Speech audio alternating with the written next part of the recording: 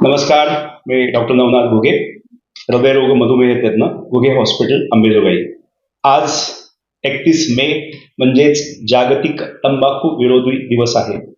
हा दिवस मुळात साजरा करण्याचं किंवा सेलिब्रेट करण्याचं कारण एकच आहे की तंबाखूमुळे आपल्या शरीरावर होणारे दुष्परिणाम याचा अगदी मोठ्या प्रमाणात त्याचा माहिती व्हावी आणि त्यापासनं लोकांनी परावृत्त व्हावं यासाठी हा दिवस जगभरामध्ये साजरा केला जातो.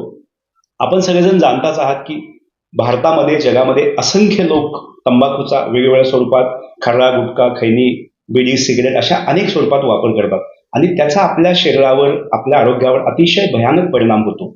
उदाहरणार्थ, विशेषतः कॅन्सर, तोंडाचा कॅन्सर, जिभेचा कॅन्सर, घशाचा कॅन्सर, वेगवेगळे शरीरातले कॅन्सर, फुफ्फुसाचा कॅन्सर, पोटाचा कॅन्सर, महिलांमधले बऱ्याच प्रकारचे कॅन्सर, असा हा तंबाखूचा अतिशय घातक साईड इफेक्ट आहे.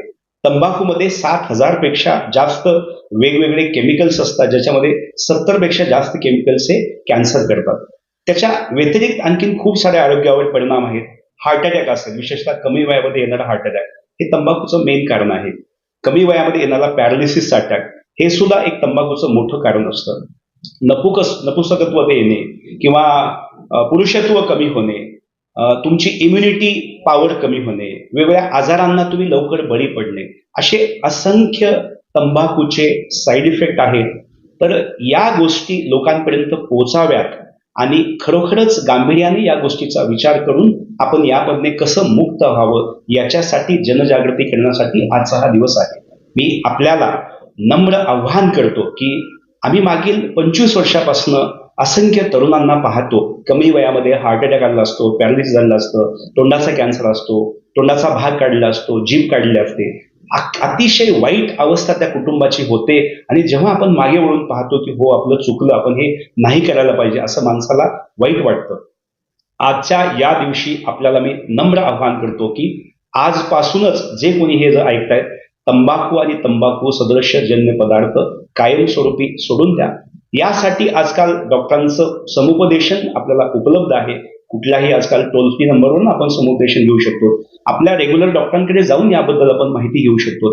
आजकाल काही निकोटीन पॅचेस आहेत, ते सुद्धा वापरून आपण याच्यामधनं नक्कीच आपण बाहेर पडू शकतो. तर कृपया सर्वांनी आज निश्चय करा, तंबाखू, बिडी, सिगरेट, गोवा, गुटखा या गोष्टीपासून दूर राहून आपलं आरोग्य सांभाळा, आपल्या कुटुंबाचं आरोग्य सांभाळा आणि अर्थातच आपल्याला देशाला मजबूत करण्यासाठी युवकांनी हे नक्कीच करावं असं मी आव्हान करतो. परत एकदा आजच्या या 31 मेच्या तंबाखू विरोधी दिवसानिमित्त आपल्याला आव्हान करतो की तंबाखू सेवन टाळा, निरोगी राहा, आनंदी राहा आणि आपल्या कुटुंबाचं संरक्षण करा. धन्यवाद.